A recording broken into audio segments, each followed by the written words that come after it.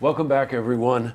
I don't know about you, but this time of year, my wife and I, John had mentioned this to me, who I'll introduce in a second. You know, you go outside and you may go to your car to pick something up. You might go outside to get the mail or something like that.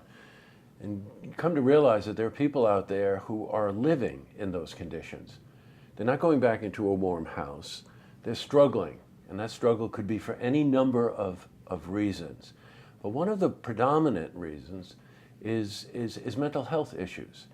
So, a lot of that misunderstood, by the way. So I'm joined today by the CEO for the Warren Washington Association for Mental Health. This is Andrea Deepe. Welcome, Andrea. Thank you. And this is John Schurga, who is the CFO of this organization. Welcome, John. Great to be here. Thanks. Yeah, it's great to have you here, too. I want to immediately jump into what we're talking about. Mm-hmm. When you talk about mental health, sometimes, Andrea, it's misunderstood. Mm-hmm. You know, was somebody crazy or something like that, you know? And you have been involved in this for a number of years. How would you best sort of describe how we should interpret what that means? Sure. So a mental health diagnosis is like any other diagnosis that you would have, except that it just deals with the brain. It deals with the mind. And it's no different than having any other type of diagnosis, such as diabetes or cancer or even a broken arm. And it shouldn't be treated any differently. Mm-hmm. It should all be treated the same because it's dealing with the body. And I think that's where some of the stigma comes along with it, is that it's different because it's in your mind. But we have treatment for it just like we have treatment for any other medical condition. Boy, that's really true. Mm-hmm. John, you had mentioned, and really I admire this quite a bit. I mean, you've been involved in this for 31 years. Mm-hmm. What got you started in this? Well, it's funny because I was on vacation. My parents retired up here, and I saw an ad in the paper. I worked in Brooklyn Union Gas from mm-hmm. Brooklyn, and went for the interview, and luckily got hired. And it's been terrific since day one. I just love the people I work with, our clients, residents, our peers. They really bring the whole agency together in this one mission. And it just feels great every day. I don't feel like I've ever worked a day since mm-hmm. I've been here. Mm-hmm. And I mean, I just have a great feeling when I come here, accomplishment, and I'm proud to be part of it.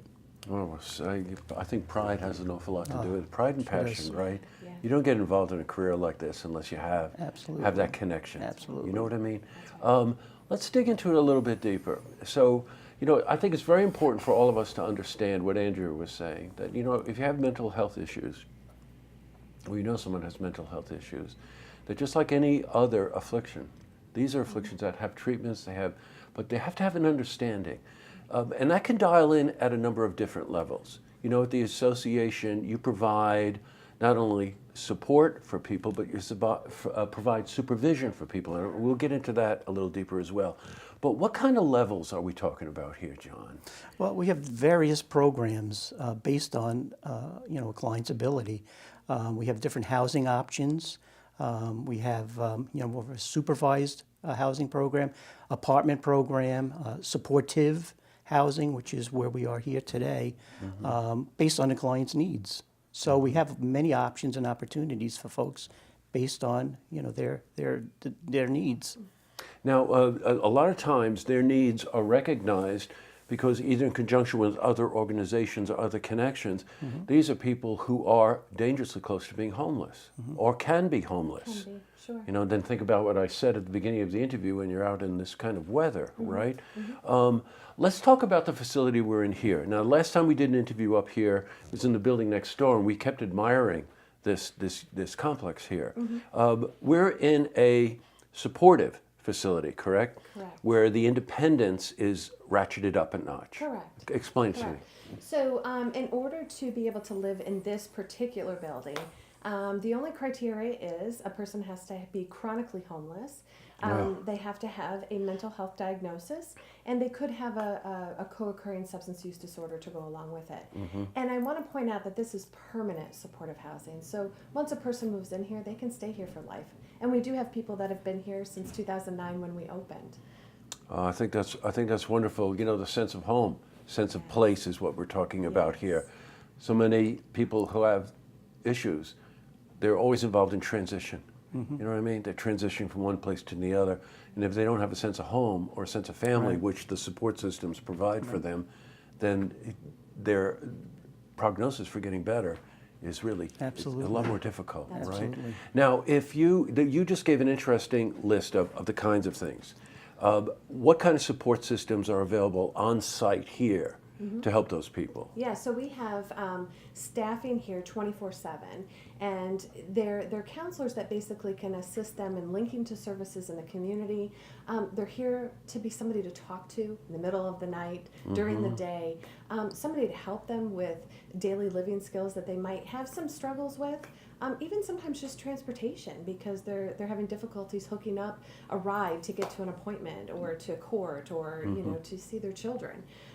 So it's just a variety of things that our staff are available for, and again, it's 24/7. We're always here, and if our staff here can't help, another staff is a phone call away, and we work together as a team in this agency to help support all of our clients here.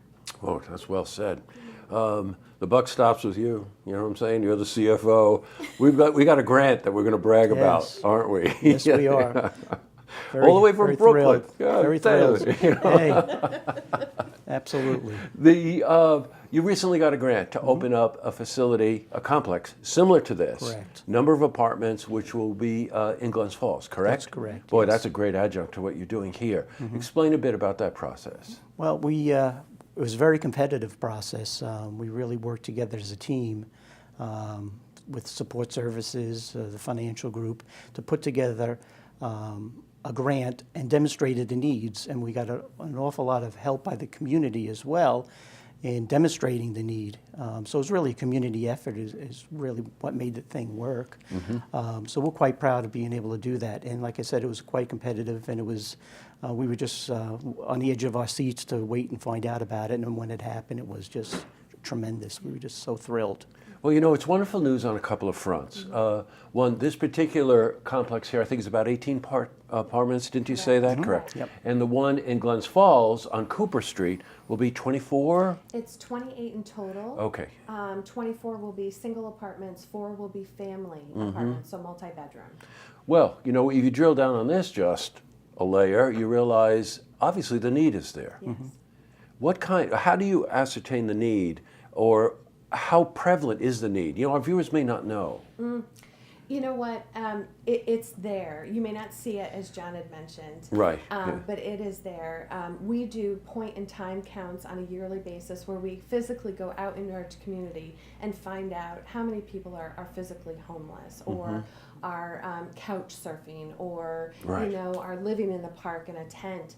And we take that information and we work with the Department of Social Services and we work with our other entities in our community to collaborate and figure out exactly how many individuals we're dealing with.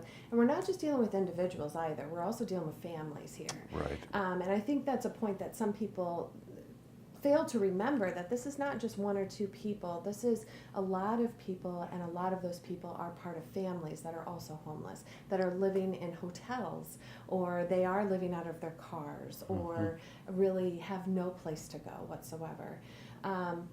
They are people in our community. They are people we see on the street, in the stores, in cars driving by us, that you may not know it otherwise unless you actually spoke with them and found out what their circumstances are. Well, you know what, just to reinforce that, Andrew and I had done interviews with an organization called Sponsor a Scholar.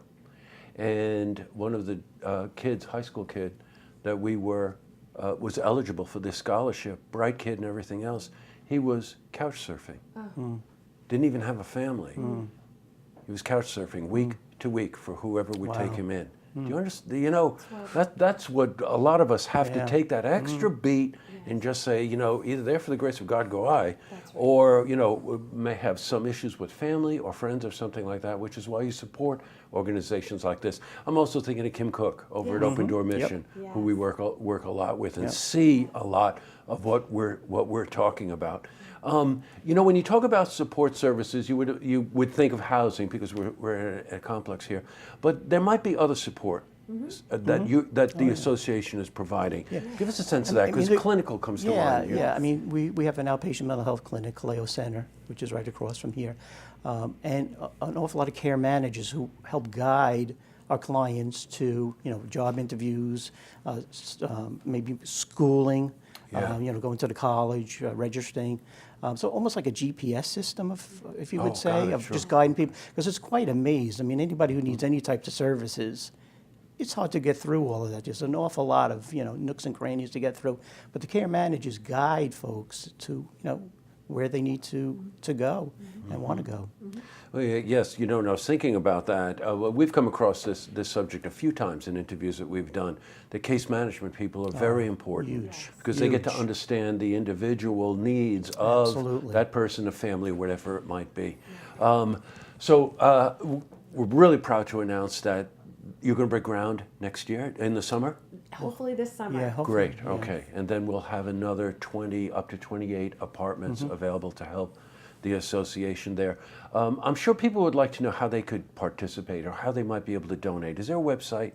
We do have a website. Give us that, please. It is www.wwamh.org. Okay, assuming we can all remember the www part. www. If you would just do www.amh.org, I think we could get Good. to the site there. WWAMH, which is our initials. Yes, good. Association for Mental Health. Great. John, it's great to meet you. Thank you very much. Thanks. Andrea, great Thank to you for meet being you. here. Congratulations on all the Thank you good so work much. that you're doing. Thank you. It's really remarkable. Thank you. See this interview again. You can head to our website, looktvonline.com.